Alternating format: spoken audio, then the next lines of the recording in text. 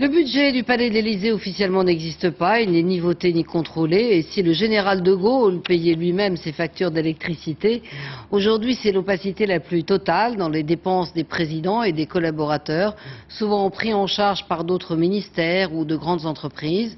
Aujourd'hui, Nicolas Sarkozy veut mettre de la transparence et propose, entre autres, d'augmenter son salaire de 140%, soit une rémunération semblable à celle du Premier ministre.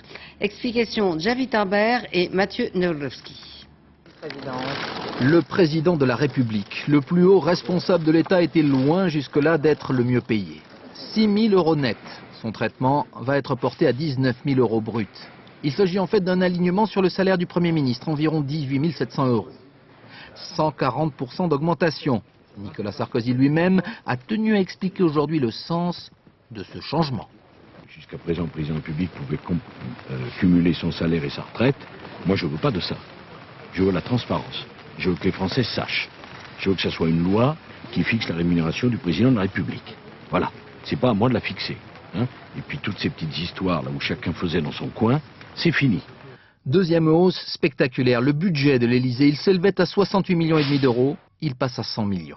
Raison invoquée, les salaires. Sur le millier de collaborateurs de l'Élysée, une vraie PME, seule une centaine étaient payés directement par la présidence. Ils seront désormais 900 à voir inscrit Élysée sur leur feuille de paye. Un président mieux payé, une présidence plus riche.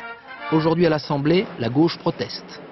On a le sentiment que la classe politique se sert elle-même, pendant que les Français sont au bord du trottoir, abandonnés à eux-mêmes. Et la droite défend.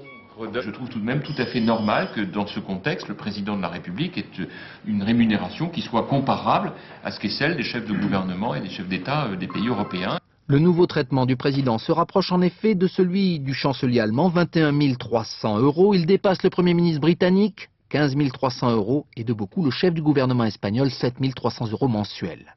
Mais en Allemagne, avec son salaire, Angela Merkel doit notamment s'acquitter de son loyer. En France, pour le chef de l'État, c'est tout frais payé par la République.